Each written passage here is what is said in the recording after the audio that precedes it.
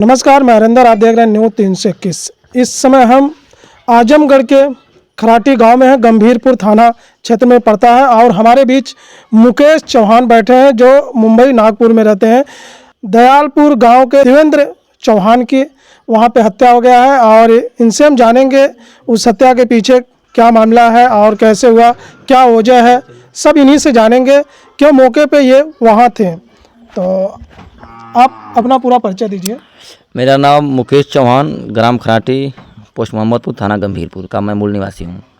और झगड़ा का कोई कारण नहीं था, ना ही उनसे हमारी कोई रंजिश थी। देवी का विसर्जन था, दशहरे का दिन था, माँ दुर्गा का वहाँ परिक्रमा हो रहा था शाम को करीबन 7 बजे। वहाँ का नियम है कि रात में परिक्रमा 2-3 घंटे में गली में घुमा के रख देते हैं, फिर सुबह ले आके उसको करते हैं विसर्जन। तो विसर्जन में लोकल के लड़के थे छत्तीसगढ़ी, वहाँ के अभी वो लोकल हो गए हैं, छत्तीसगढ़ के लड़के चरसी हैं।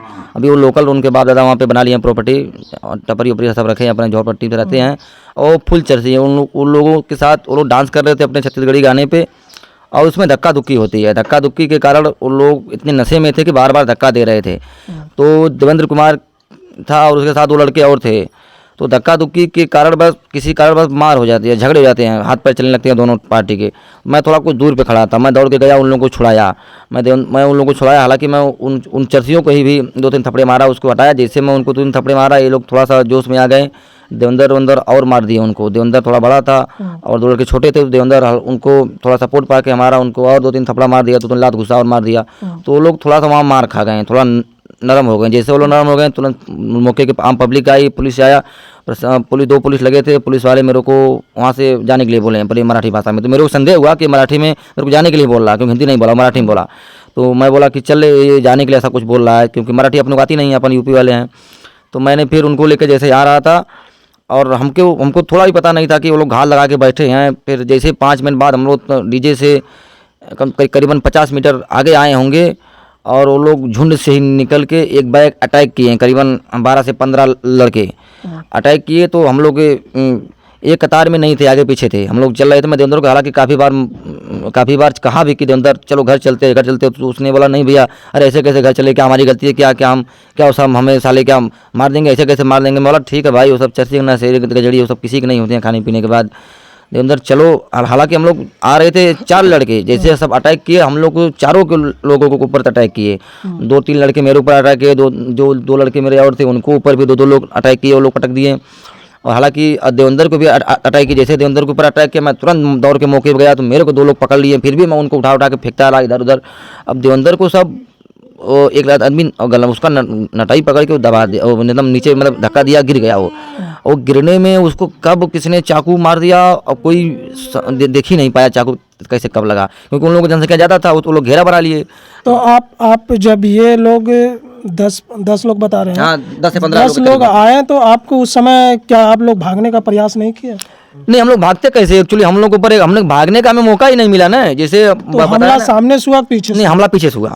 सामने से आते तो हम लोग थोड़ा सा अपने आप को वो मैनेज करते, किसी तरह उनसे लड़ने का प्रयास करते। हमको पता भी नहीं चला ना, वो अटैक जब झटके में जब हमको सब एक बैग अटैक किए, तब हमें लगा हमारे ऊपर कौन गिर रहा है।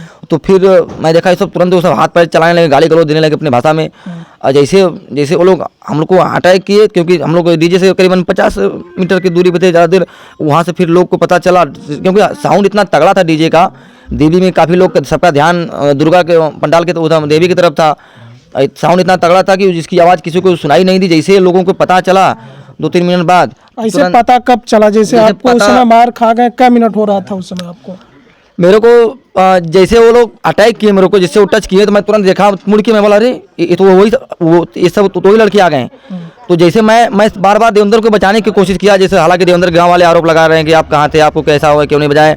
अब क्या बीती मेरे ऊपर क्या बीत रही। हम लोग के घर पे मेरा वो समझ लो एक प्रकार से मेरे घर का सदस्य, मेरा भाई था, मेरा परिवार था। हम लोगों में इतना प्यार था ताकि हम लोग अब कैसे, अभी मैं कैसे बताऊं कि मैं किस हालत में हम लोग किस हालत में थे। वहाँ पे 2-3 दिन हम लोग समझ लो रात दिन एक कर दिए, दौड़ते दौड़ते इधर उधर।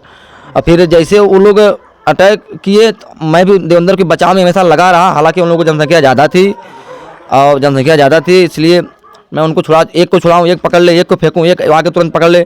तो हम 2 लड़के मेरे और थे, उनको भी सब पटक के मतलब मार रहे थे। उन लोगों की जनसंख्या ज़्यादा रहने के कारण जैसे पीछे वाले डीजे वालों के देखें कि तो आप लोग जैसे दंगा उंगा चिल्लाए उस समय, प्रयास किए चिल्लाने का? चिल्लाने को हम लोग चिल्ला रहे थे, मगर साउंड बाजू में साउंड बज रहा था ना, डीजे बजने की वजह से हम लोग की आवाज़ कहीं जा नहीं पा रही थी। हम लोग चिल्लाने को चिल्लाया, अरे झगड़े हो गए, झगड़े, अरे बचाओ बचाओ, ये मार रहे। हमने काफ़ी चिल्लाने का प्रयास किया, चिल्लाया भी मौके पे, मगर डीजे की साउंड इतनी आवाज़ तगड़ी थी कि आवाज़ हमारी किसी तक नहीं पहुंच पाई। तो फिर कैसे कौन लोग आए, या मार के लोग छोड़कर भाग गए या तो? भागे वो लोग, जैसे अटैक किए उसके 2-3 मिनट बाद तुरंत डीजे से किसी ने डीजे बंद करवाया। उसमें किसी ने बंद करवाया डीजे, बोला अरे उधर मार हो गई। तुरंत डीजे बंद हुआ, तुरंत पूरी पब्लिक दौड़ के आई हमारे सपोर्ट में। ऐसी बात नहीं है, वहाँ के भी लोकल सपोर्ट हमें किए पब्लिक, उनको भी तुरंत लात पैर सब मारने लगे पब्लिक सब। जैसे उनको सब मारने लगे लात पैर पब्लिक, तब तक इनको सब, जब देवेंद्र को तो उठाने गए तो उठाए तो तुरंत गिर गया। तो उसमें से कोई बोला अरे यार गिर क्यों रहा है, तब उसके जब हाथ लगाया उसके पेट में देखा, रही बोला इसको ब्लड निकल रहा, ब्लड लगता। एक संदेह भर कोई बोला चाकू मार दिया, चाकू मारने ब्लड कैसे निकलता। तो तुरंत हम लोग, जैसे उसको शंका हम लोग को चाकू लगा, तुरंत हम लोग लेके भागे हॉस्पिटल बाबा रामदेव हॉस्पिटल लेके गए हम लोग वर्धमान नगर। क्योंकि चाकू का जख्म इतना गहरा था कि उसका ब्लड इतना ज़्यादा निकल गया था कि हम लोग उसको बचा नहीं पाए। डॉक्टर भी बोला कि जख्म तगड़ा था और जख्म खून ज़्यादा निकलने के कारण उसकी डेथ हो गई। अच्छा, उनको कहाँ कहाँ चाकू लगा था? चाकू उसको बाई पसली में लगा था, बाई पसली में गहरा घाव था जिसके कारण उसकी डेथ हो गई। और चाकू तो उसको 2-3 मारे थे, छोटा छोटा लगा था पीठ में ही, मगर वो थोड़ा सा तो कम। आप देखे थे? हाँ मैं देखा था ना। फोटो तो उसका है? नहीं फोटो तो मैं नहीं ले पाया एक्चुअली, इतना हम लोग के ऊपर इतना टेंशन आ गया, इतना संकट आ गया कि फोटो ले हम लोग कैसा क्या करें, हमारा दिमाग नहीं काम कर रहा था कि हम लोग फोटो कैसे लें, क्या करें। हम लोग सिर्फ प्रयास ये कर रहे थे कि कब कैसा क्या करें कि हम लोग उसको बचा लें, किसी तरह हम लोग उसको बचा लें। तो हॉस्पिटल गए, फिर डॉक्टर क्या बोला? हॉस्पिटल वाला डॉक्टर बाबा रामदेव हॉस्पिटल ले गए, हालांकि हॉस्पिटल लोकल था, मतलब नज़दीक में था, तो हम लोग बोले जो नज़दीक हॉस्पिटल पहले उसमें लेके जाते हैं। तो उसने बोला आगे दिखाओ, मेवा हॉस्पिटल में दिखाओ। तो फिर आप लोग वहाँ ले गए? हाँ हम लोग फिर सरकारी हॉस्पिटल है, वहाँ को डॉक्टर ने आया, उसको मृत घोषित कर दिया। अच्छा, मेवा। फिर इसके बाद आप लोग कहाँ गए? फिर हम लोग उसके बाद 4 लड़के वहाँ बैठा के हम लोग तुरंत कलमना पुलिस चौकी गए। अच्छा। हालांकि जैसे वारदात हुई तैसे हम लोग पहले सब लोग इसके बचाने के चक्कर में, जब हमको पता चला कि इसकी डेथ हो गई, हम लोग लोकल में हमारी पुलिस चौकी कलमना पड़ती है मिनी माता नगर की, हम लोग पूरी पुलिस चौकी का घेराव किए, भारी से भारी जनसंख्या में जाके पूरी तो पुलिस वाले भी आए, हमारी बात किए, हमारी रिपोर्ट सुने। सबसे पहले उनको उठा के लाए, पूछे किसी पे शक है, हमने बताया, मैं तो नाम नहीं उनको जानता था क्योंकि अपने कोई उनसे संपर्क नहीं था। तो एक लोकल लोगों से उससे पूछा तो उसका नाम बताया, तो उसने नाम बताया। तो पुलिस एक को उठाई, जब एक को मारी तो उन्होंने सबका नाम बताया। तो 5 आरोपियों को पुलिस जो मेन मुख्य थे पकड़े गए हैं, वो जेल में हैं, बंद है, उनके ऊपर कार्रवाई भी हो रही है। और उनको सरकार, हमें पुलिस ने भरोसा दिया है कि उनको आजीवन कारावास होगी, और उनके ऊपर कार्रवाई अच्छी तरह से कानून कार्रवाई भी हुआ है, धारा वारा लगा के। हम भी अभी जैसे हम लोग गए थे, परिवार का कहना ये है वहाँ वो लोग मार रहे थे, तो जो इनके साथ के लोग हैं वो देख रहे थे। नहीं ऐसा कुछ नहीं है। देखो परिवार वाले तो नहीं बोल रहे हैं, अभी क्या बोलेंगे, उनके ऊपर क्या बीत रही है, वो हमारा भी परिवार था। अभी जो उनके गांव वाले बोल रहे थे, मैं भी जब बॉडी लाया था ऐसा बोल रहे थे, ऐसा कुछ नहीं है। हमारा वो दुश्मन नहीं था, हमारा भाई था। हम ऐसा कोई अपने भाई को अपने सामने खड़ा होकर देखेगा मारेगा, ये सिर्फ बात बनाने का ये लोग ढोंग बना रहे हैं, बात बना रहे हैं, ऐसा कुछ नहीं। हम लोग पूरा फुल प्रयास किए, बस उसकी डेथ सिर्फ चाकू लगने की वजह से हुई, अगर शायद चाकू नहीं लगा होता। और मैं ये भी कहना चाहता हूँ, अगर किसी को शंका संदेह है तो वो चलिए मौके पे, जायजे पे, पुलिस चौकी में चलिए, मौके पे जहाँ उसका वारदात हुआ, वो लोकल आदमियों से मैं बात कराऊंगा। आप भी पूछ सकते हो जाके छिपे तौर में, ऐसा कुछ नहीं है कि मैं साथ में जाऊँगा। तो आप किसी से भी पूछ लीजिए, उधर लोकल आदमी से, पुलिस चौकी, वकील से, वहाँ के लोगों से पूछिए। आपको हमारे ऊपर विश्वास नहीं, हमारे लोगों के ऊपर विश्वास नहीं है, तो आप वहाँ के पब्लिक से चल के सच्चाई पूछ सकते हो। इसमें कोई दो राय नहीं है, हमें कोई किसी चीज़ का वो नहीं है। अगर जैसे गाँव के लोगों का ये कहना है, कारण कैसे उसके एक छोटे से विवाद जो बता रहे हैं, पैर में चोट लगी, इस विवाद को इतना बड़ा विवाद ये है कि धक्का दुक्की हुई, और वो लोग चर्सी किसी के होते नहीं हैं। हालांकि ये देवेंद्र जो थे झगड़े हुए थे, तो जब ये लोग अब अपना ये क्या इसके पहले उन लोगों से इनसे झगड़ा हुई थी क्या?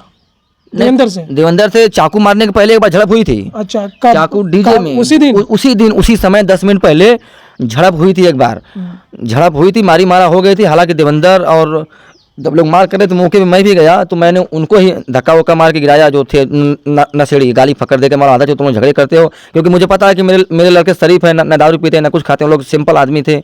और जैसे उनको हुआ तो उनको ये लगा कि सब साले हमको मिल के मारे हैं। उनके दिल में ये मलाल था। जैसे हमको पुलिस ने वहाँ से भगाई कि चलो निकलो, मराठी भाषा में हमको बोली, तो मुझे शंका आभास हुआ कि मुझे जाने के लिए बोल रहा है। तो मैं तो मराठी समझा नहीं, फिर भी मैं उसको लेके आ रहा था।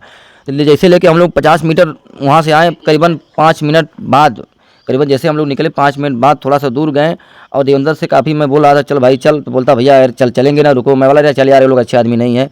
तो देवेंद्र बोला नहीं ऐसा कुछ नहीं है, क्या मार देंगे क्या। मैं बोला भाई इनका कोई भरोसा नहीं, ये लोग आए दिन हमेशा जाते रहते हैं, पुलिस इनको पकड़ती है छोड़ती है, एंड कुछ ना कुछ कांड करते रहते हैं लोग, हाफ मर्डर, कहीं चोरी चकारी, बटुआ मारना। तो वो ये आप जो है देवेंद्र से और आपसे मुलाकात कितना दिन पहले हुई थी? देवेंद्र से मेरी मुलाकात करीबन 3 साल पहले उसी नागपुर में हुई थी। अच्छा। और नागपुर में आया था काम करने, ये पहले गया था, मैं बाद में आया। तो जैसे मैं गया तो जब सबसे सलाम दुआ पूछा, भाई और बताओ क्या हाल है, कहाँ रहना होना आपका है, तो बोला भैया आपका पड़ोसी हूँ, बात विचार हुआ, तो हाथ मिलाया, तो ठीक है। तो देवेंद्र काफ़ी अच्छा लड़का था, ऐसा नहीं है, हंस लोग लड़का था, और वो कभी किसी झगड़ा वगड़ा भी नहीं करता था। हम लोग बस अच्छी खासी हम लोग की लाइफ चल रही थी, काम करना, हंसी मस्ती करना, बस हटते। अब क्या भगवान क्या बताएं, संजोग ऐसा था, कुछ कहा नहीं जा सकता कैसे क्या हो गया। पलक झपकते आज सोचते हैं तो हम लोग को पूरी रूह काम जाती है। और मेरे घर का भाई मरा है, मेरा सदस्य मरा है। अभी इसमें अगर कोई बात बनाए, गलत सोचे, तो ऐसा कुछ नहीं है। अगर जिसको शंका है मौके पे चलिए, लोगों से पूछिए, देखिए, जायजा करिए, पुलिस चौकी पे चलिए, हम जाके आप बात कर सकते हैं, पूछ सकते हो आप लोगों का कि कोई नहीं करेगा कि अपने साथ में आदमी को ले जाएगा तो मार देगा, ऐसा कुछ नहीं है। उसमें सबकी आवश्यकताएं होती है, काम करने का, काम मैं भी उसके साथ काम करता था, और लड़कियाँ काम करते हैं, ऐसा कुछ नहीं है। अगर किसी को शंका संदेह है तो चले मेरे साथ, पूरा जो भी करना है केस मुकदमा चल के चेक कर सकते हैं, क्या धारा कैसी है, क्या धारा अगर कम होगी, शंका होगी तो और बढ़वाई जाएगी। वो अपराधियों को छोड़ा नहीं जाएगा किसी कारण बस। या तो हम वहाँ की सरकार से मांग करें, या तो उनको फांसी दे, या तो उनको आजीवन करवाए दे। हमारे साथ काफ़ी लोग सपोर्ट में हैं उनको। और इस परिवार को आप कैसे सपोर्ट करेंगे? जैसे परिवार वहाँ जाना चाह रहा है तो आप कैसे? हम उस परिवार को चाहेंगे, अगर सपोर्ट करना चाहेंगे तो हम लेके चलेंगे अपने भाड़े किराए से, उनको दिखाएंगे वहाँ पे मौके पे, जैसे संतुष्टि उनके हो जाए। हाँ, बस जैसे हमारा लड़का जैसे वो जानना चाह रहे हैं, बस आखिर क्या वजह थी हमारे लड़के के साथ ऐसे हादसा हो गया? अब यहाँ से तो किसी को संतुष्टि मिलेगी नहीं जब तक लोग मौके पे नहीं जाएंगे। मौके पे चलें, वो लोग वहाँ के लोगों से पूछे, वहाँ की साथ देंगे परिवार? बिल्कुल साथ देंगे, चलिए बिल्कुल साथ देंगे, हमें कोई दिक्कत नहीं हो। चलें मौके पे, उनके लोग चलें जो उनका खास आदमी है, चले देखें कैसे क्या हुआ था, और चल के सच्चाई को समझें। तो देखिए हमारे बीच में मुकेश चौहान जी थे, और ये मुंबई नागपुर में रहते थे, इन्हीं के साथ रहते थे। और देवेंद्र की हत्या पर तमाम तरीके से बातें आ रही है, इनसे हम जानने का प्रयास किए इसका वजह क्या थी। तो जो यह बताएं आप लोग वीडियो में खुद ही देख सकते हैं, और इसके बाद कोई चीज़ें आपको है तो आप लोग अपना कमेंट दे सकते हैं। तो इसी के साथ हरेंद्र का धन्यवाद, फिर मिलेंगे अगली वीडियो में। और देवेंद्र को न्याय दिलाने के लिए वीडियो को शेयर जरूर करिएगा।